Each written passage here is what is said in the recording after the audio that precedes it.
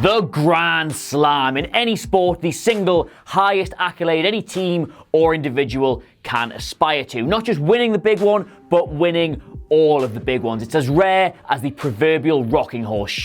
It is sort of weird that WWE has their own version of this, given that wrestling is, well, you know, not. Yeah, they just get to decide who's a Grand Slam champion, whether or not they deserve it or not. And they've even changed the criteria over the years to make sure certain people do or don't qualify. But that said, the list of who is and who isn't one makes for some incredible reading. Some for good reasons, some for, well, you'll see. Anyway, my name is Adam Cleary, and this is every WWE Grand Slam champion ranked from worst to best. Number 20. JBL. Unless the list is ranking every single dipshit in wrestling, then JBL tends to be at the bottom of these things. He won the top title in 2004 before hoovering up all the rest as a mid-card heel. Good for him, I guess, but let's move on. Number 19, The Big Show. A lot of people think we look back on The Big Show's WWE career and grade it as something of a disappointment, but when you actually look at what he won, it was pretty much everything. Save for the Universal title, he's won every single iteration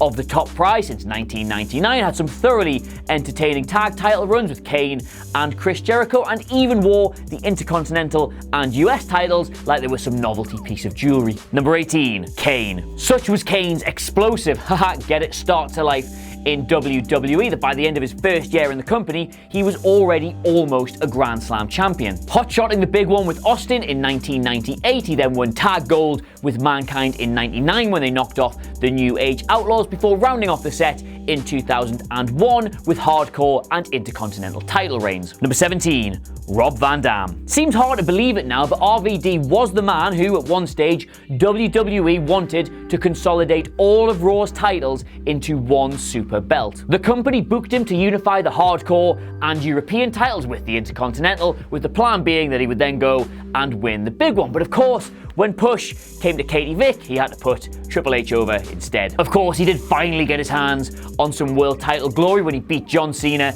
at ECW's One Night Stand to the single greatest pop you have ever heard. Number 16, Seth Rollins. Literally just done it, hasn't he? So there's not really much you can say about his title reigns when the hindsight for them extends about 3 weeks at the time of recording. But it's hard to argue that he hasn't been a good fit for every single one of those belts. His tag title run with Roman in the Shield was exciting, even if the one with Jason Jordan wasn't. He felt like a fresh new direction for the world and US titles when he got his hands on them. And even though he's only recently won the Intercontinental title, he's already been involved in 2 really good matches. So yes, low on the list now, probably a lot higher in future. Number 15, Dean Ambrose. You'd be tempted to just think as above, so below with Dean Ambrose, but his career has been one of incredible promise that's fallen a bit flat recently. He looked like the only one in the Shield really capable of carrying a singles title when he picked up the United States Championship. His run with the IC belt was genuinely one of the highlights of 2015, but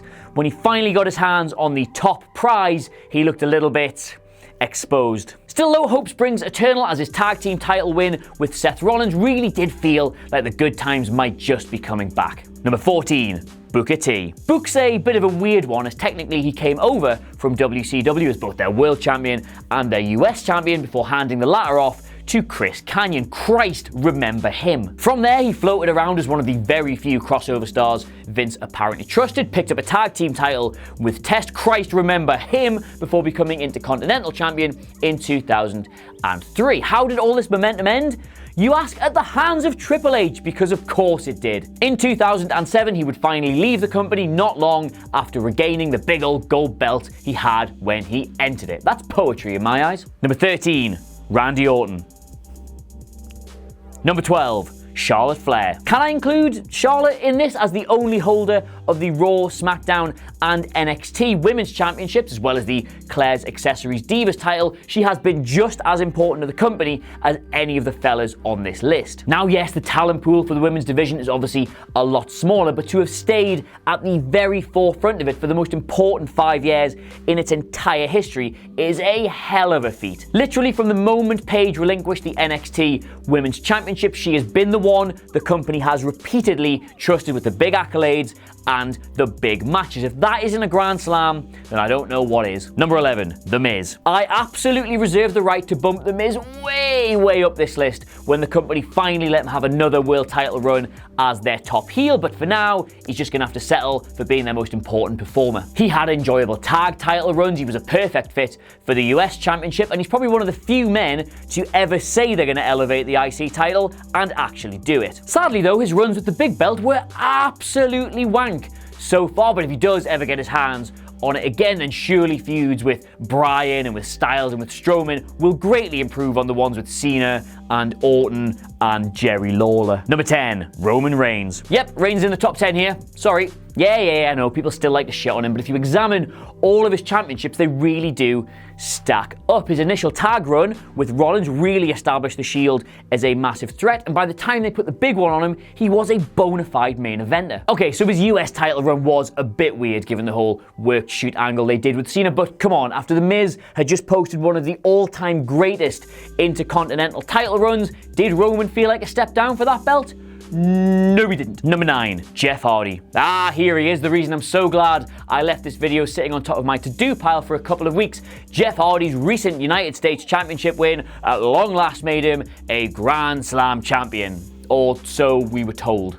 Except it didn't, because he already was one. Tag Team Champion in '99, Hardcore and Intercontinental Champion in 2001, European Champion in 2002, and WWE Champion in 2008. He'd already done it, lads. Problem is though, WWE are a bit sniffy about the criteria and changed them in between 2002 and 2008 and decided subsequently he didn't qualify. But hey, he does now, and his original journey through all those belts is one of the most fascinating ones we've ever seen a wrestler go on. Number 8, Christian. Redemption for the unfair aspersions constantly cast upon him by Vince McMahon. Christian was at long last finally allowed to be the top star his promise demanded he should be when he finally split from Edge. It was a sad irony, admittedly, that it took the retirement of his real-life best friend for them to finally push him over the line, but it was no less than he deserved for the work he'd already put in. Now, his work with the tag titles obviously goes without saying, but after stints with Bradshaw, the Hurricane, and Crash Holly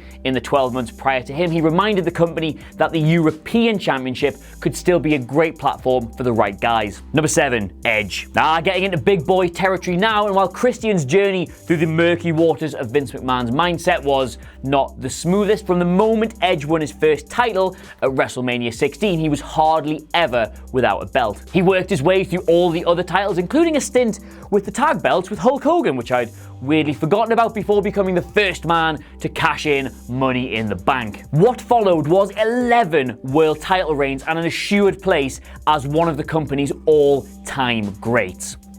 Doing us Adams proud. Number 6, Triple H. At the risk of shitting on what is ultimately a fully deserved status as a Grand Slam champion, if WWE decided tomorrow that in order to be one you had to have won something in NXT, then Aleister Black would be lying down for this man at TakeOver. There's no struggle or poetic story here, just the impressive achievement of constantly bearing the load the company was putting on his shoulders. They decided very early on that Triple H would win it all, and he never really gave them a reason to change their minds. There's not really much more you can say about it than that, but I will offer this. Every single time I've seen Triple H hold a title in WWE, that title's felt slightly more important as a result. So, fair one. Number 5, Kurt Angle. See, now I know he's only 5th, but to me, Kurt Angle embodies absolutely everything a WWE Grand Slam champion should be. Every time he's first held a belt, he's felt like he was at its exact level of prestige whilst being upwardly mobile. So in short, both he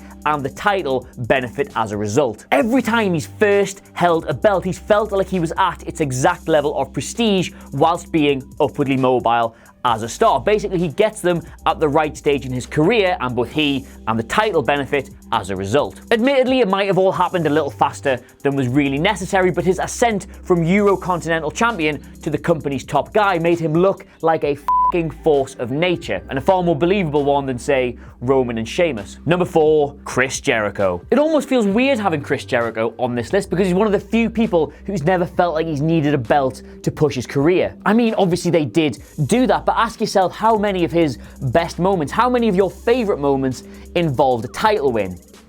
It's not many. Ultimately, being a Grand Slam champion is just another thing Chris Jericho has done, and he has done absolutely everything. Basically, rather than Jericho being more notable as a wrestler for having been a Grand Slam champion, the very notion of being a Grand Slam champion is more notable for Chris Jericho having done it. Number 3. Eddie Guerrero. In just over a year with the company, Eddie Guerrero had won the European and Intercontinental Championships, but the drug problems that had riddled his WCW career followed him to WWE. His return was an ultimate feel-good story. He garnered huge support, winning the tag titles with Chavo, and he was one of the most beloved United States champions we have ever seen. That now famous victory over Brock Lesnar in 2004 was surprising, but not undeserved. Ultimately, his story is one of tragedy, but that moment stands out as one of the brightest spots in an already stellar career. Number 2, Shawn Michaels. He might have been an utter prick to win the European Championship, an absolute